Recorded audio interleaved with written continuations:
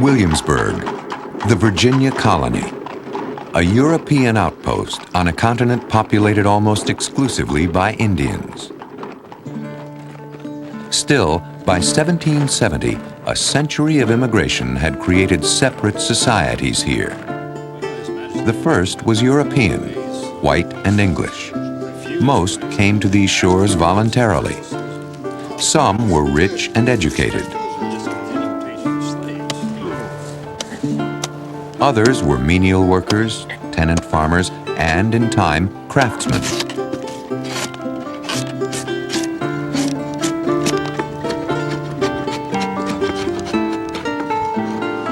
And there were the blacks. All of them were brought originally from Africa as slaves. None came voluntarily.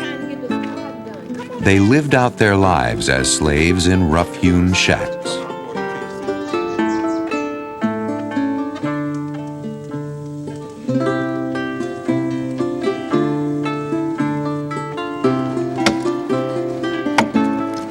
Occasionally, a few managed to make enough money to purchase their freedom, often by mastering a trade, such as carpentry.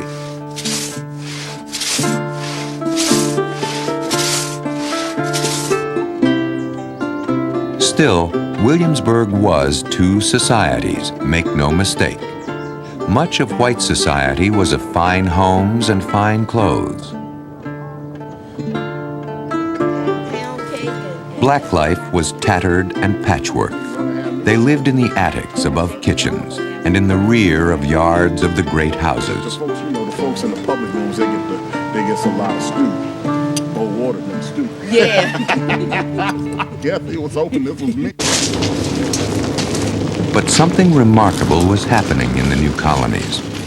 The first immigrants were building a new country. They were becoming Americans.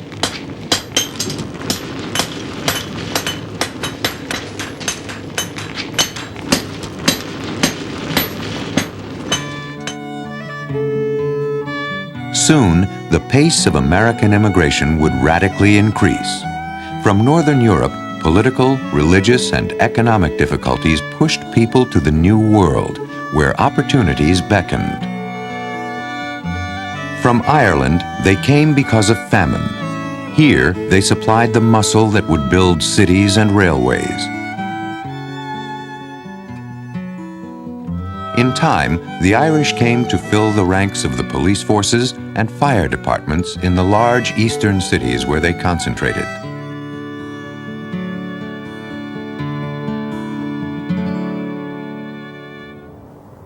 Tip O'Neill, former congressman and Speaker of the House of Representatives, is a product of the Irish immigrant experience. His family came in the worst year of the potato famine, 1845. My grandfather was Patrick O'Neill.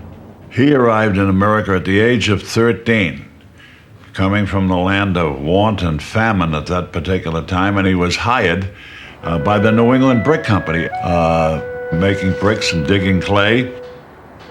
The painful history of the Irish famine was never far from Patrick O'Neill's mind. The first thing he did when he arrived in America was to buy a cemetery lot.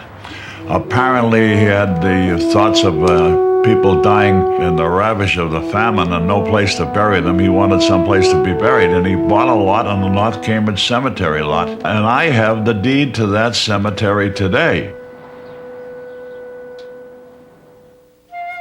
Irish neighborhoods in 19th century Boston provided a haven for the newcomers in the new land. To be sure, there was prejudice directed at the Catholic Irish, as there always is for strangers with strange beliefs and ways, and the threat they pose to those who already hold the comfortable jobs. No Irish need apply was a factor in those days. As a matter of fact, they would put in the sections of the newspaper where they'd be advertising for jobs, they would put no Irish need applied right in it.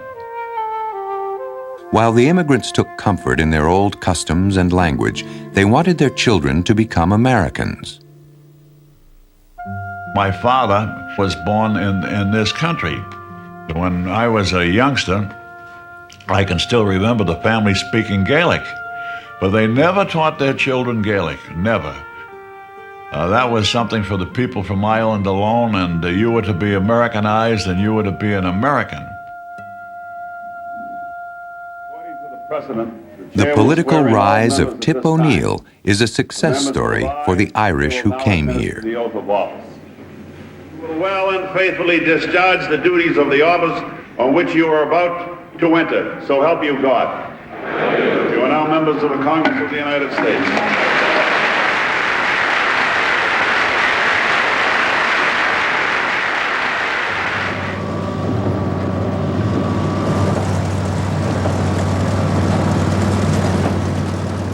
German immigration in the 19th century is the story of people who were merchants, craftsmen, and farmers in the old country.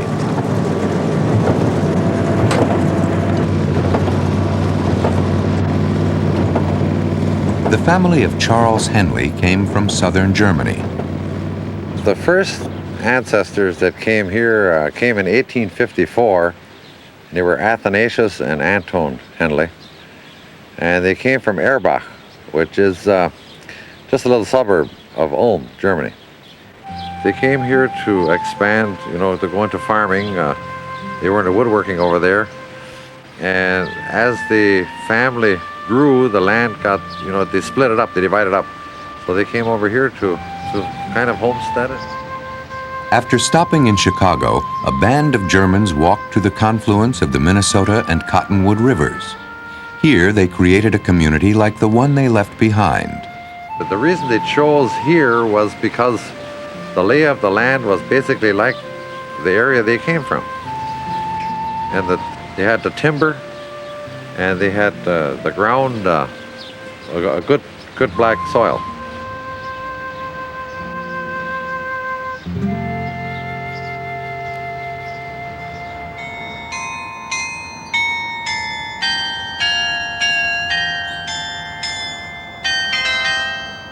New Ulm, Minnesota, today is more like Germany than America.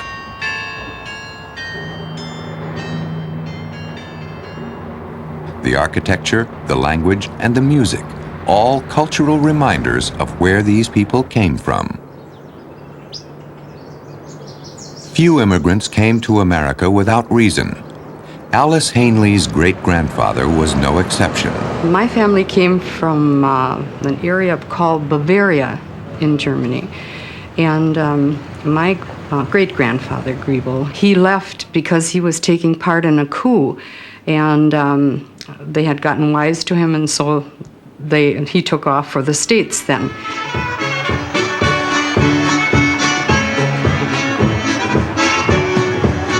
The German presence is strong in this part of Minnesota. New Ulm, in fact, is probably the most homogeneous city in the U.S. There's almost no one here who isn't of German descent.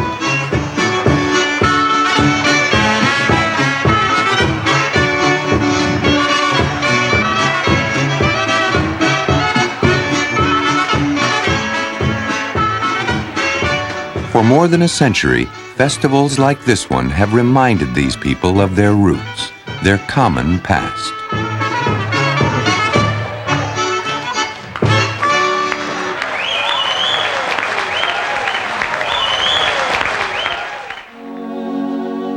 At the same time that the Irish and Germans were settling on the East Coast, Chinese immigrants began arriving on the West Coast. It was the discovery of gold in California in 1848, coupled with poverty and overcrowding in China, that brought the Chinese to America. After the gold rush, the Chinese were used as cheap labor, laying the tracks for the Central Pacific Railway. In time, there were complaints that fed racial fears and hatred. The Chinese were seen as taking jobs away from people who were already in America, people who were really just earlier immigrants. Anti-Chinese sentiment was so great that in 1882, Congress passed the Chinese Exclusion Act, denying Chinese laborers entry, the first U.S. law that restricted immigration on the basis of race. The act was not repealed until 1942.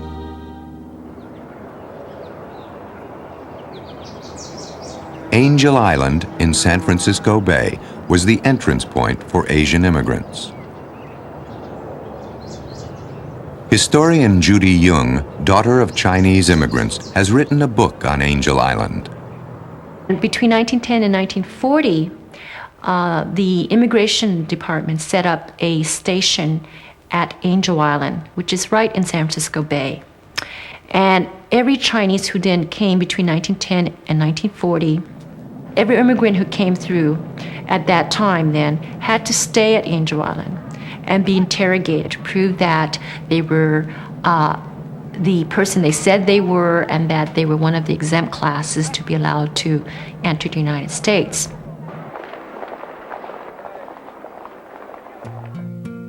Judy Jung's great-grandfather, Chin Lung, came to the U.S. before the Discrimination Act. He made his fortune with the land as a potato farmer, eventually becoming known as the Potato King. From the beginning of Chinese immigration, the Chinese always thought of California and the United States later as the gold mountain. They thought that they could just go and pick up gold off the streets. It was going to be so easy. And they would make it rich immediately and go back to China. That's the dream of every Chinese, to own land.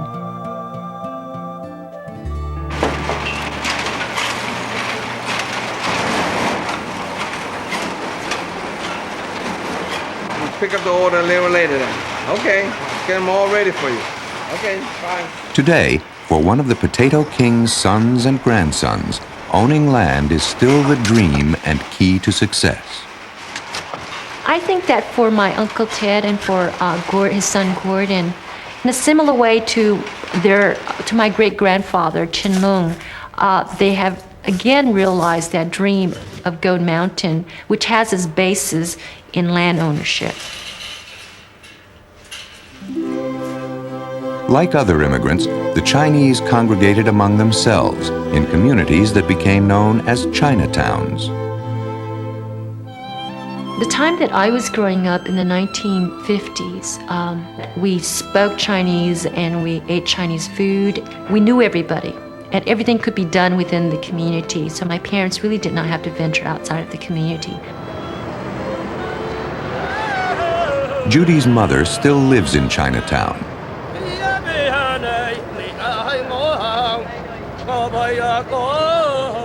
The familiar foods and sights continue to draw Chinese of all generations.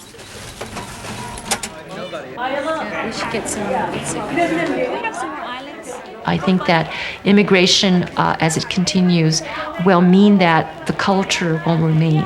You will see foods, language, signs of Chinese culture and Chinese cultural traditions continue as a result of increased immigration.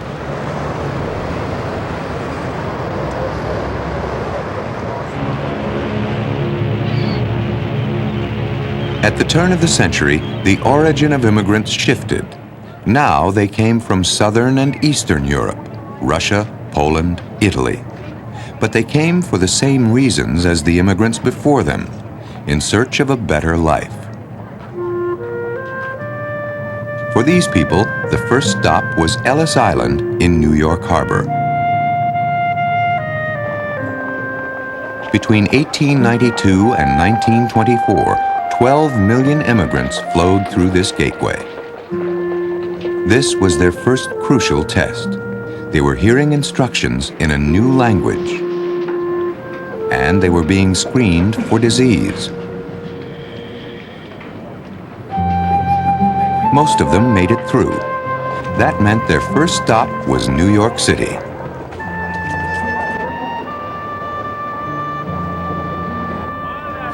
New York's Lower East Side, an overcrowded, temporary home for clusters of many immigrants, especially Jews and Italians.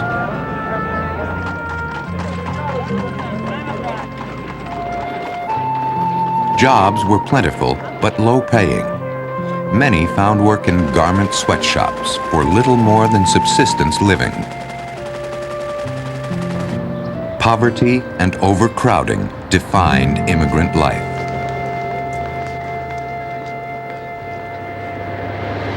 neighborhoods and tenements that once sheltered Jews and Italians are now home to the new waves of immigrants. Asian faces are now seen in the streets that once sheltered newcomers from Europe. Still, the Lower East Side reflects its Jewish past.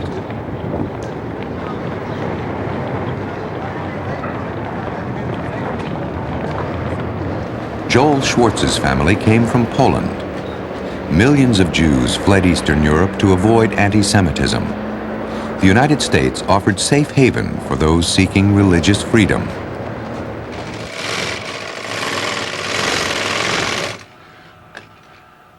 In 1919, Joel's father, a tailor from Warsaw, came to America fleeing anti-Semitism. He contacted my uncle, who sent him the necessary tickets to go to Belgium. And then he waited there for a ship to come to the United States. And he came over with the SS Zamland to Ellis Island. The next day he was working as a tailor, which was his trade.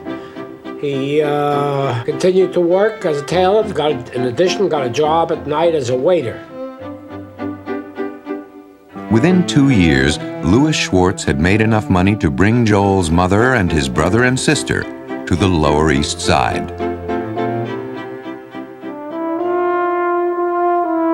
The Lower East Side Tenement Museum shows the actual conditions many immigrants experienced. Joel's family, typical of many immigrants, first lived in crowded tenement housing. Bathrooms were often shared by several families. At that time, it was not the comforts that you have today because there were no toilets inside the apartment. The family's immediate quest was for income that could support them all. Since Joel's mother had been in the quilt business back in Warsaw, they decided to try that at home.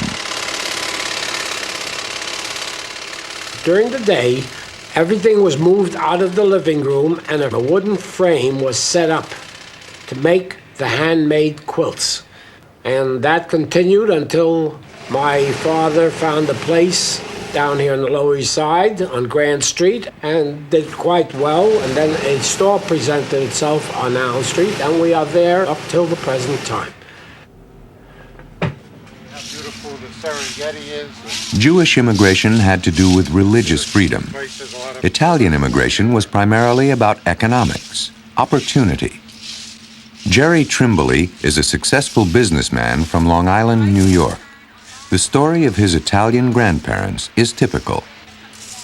My grandfather was the first to come to this country, and he was sponsored by a relative. He left Milazzo, Italy, around the turn of the century. He came through Ellis Island, was processed there, and came right to Brooklyn, New York. And it's been said that my dad was conceived somewhere between Milazzo and Brooklyn, New York. He picked New York because there were a lot of fellow Italians there, which were comforting to him in language. But America was becoming a place of many languages, many nationalities all thrown together.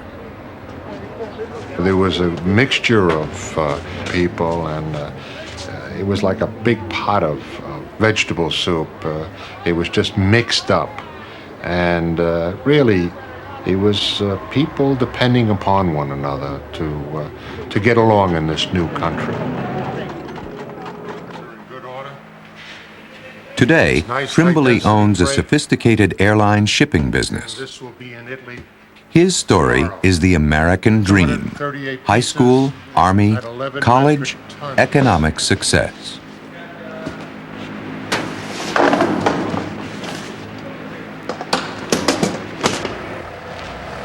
I think I am the descendant and the fulfillment of some of the dreams of my grandfather and my father, of course. They wished for me to be educated, and they also instilled in me that I should take the initiative in life. My grandfather used to say to me, in order to do better, you must get involved. And that, to me, is part of the American dream.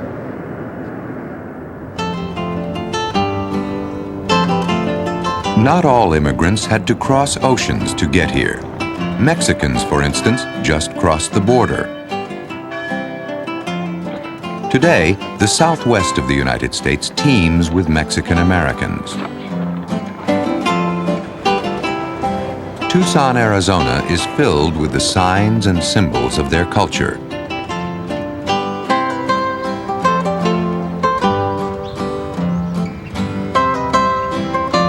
Some of these people are descendants of Mexicans who lived in this area 200 years ago, when it was part of Mexico.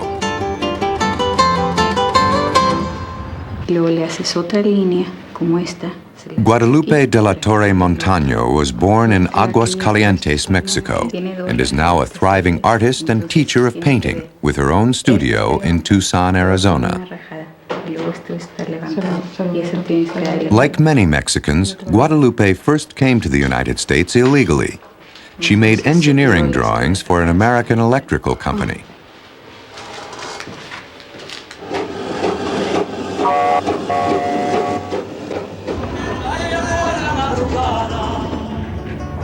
The U.S. has always had a great appetite for cheap labor. When America temporarily lost much of its manpower during World War I, Mexicans, having only to cross the border, were quick to respond. Today, they still come to find work and earn money.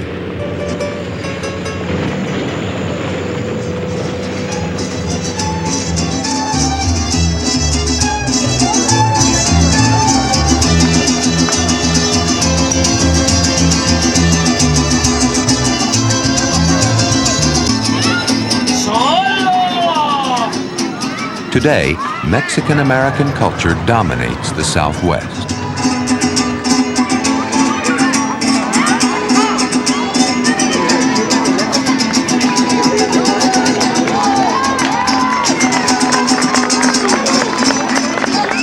Originally, this was Mexico.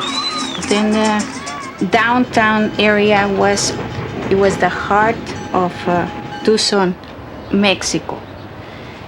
But then it started growing and it started turning into an Americanized city.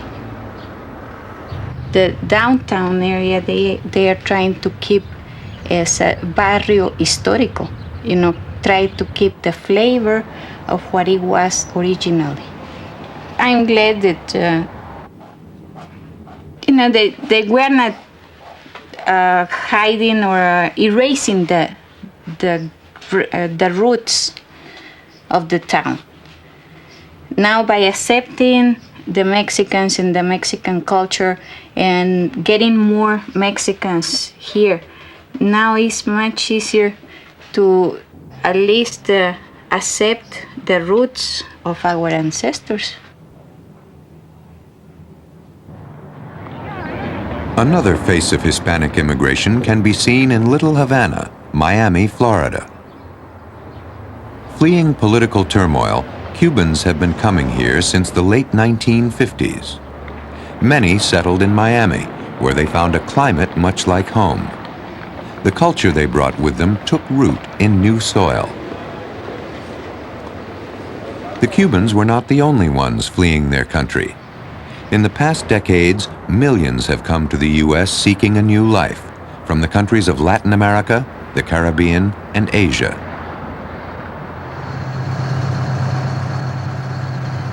On the Gulf Coast, near Houston, Texas, another chapter of the American immigration story is being played out.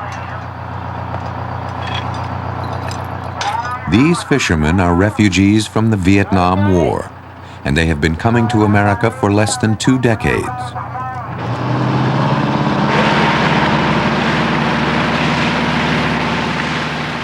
Their tale is familiar, an immigrant community working together.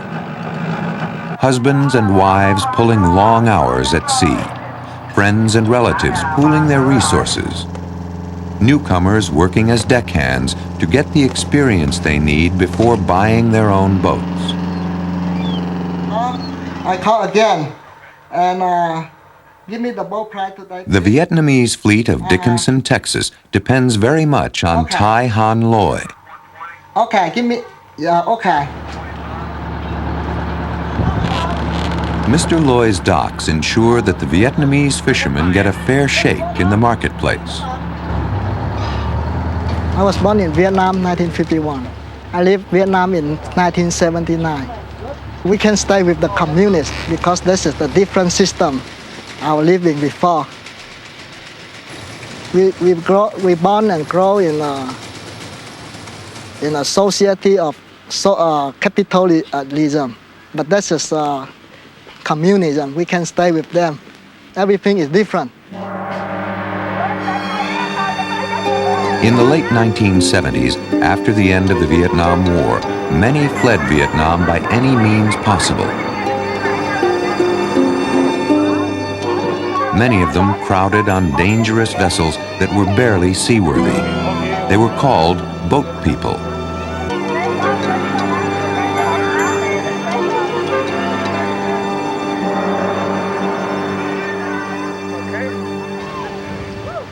I left Vietnam by a small boat, and we went to Malaysia, the refugee camp called Pulau Bidong, Malaysia, and I stayed there 9 months before I come straight to Beaumont, Texas. These Vietnamese chose to live in a place reminiscent of the land and waters of South Vietnam.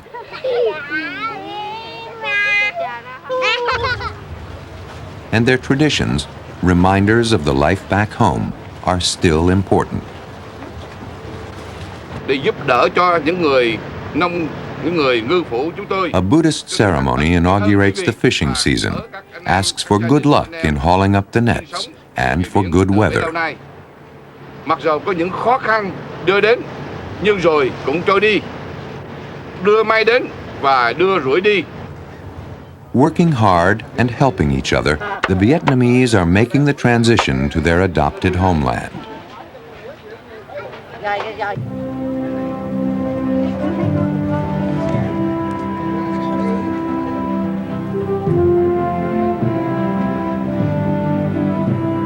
The faces of America, all different, all independent, all free to think and pray and play and eat and dress in their own way. To be themselves, a nation of nations. That is the story of immigration.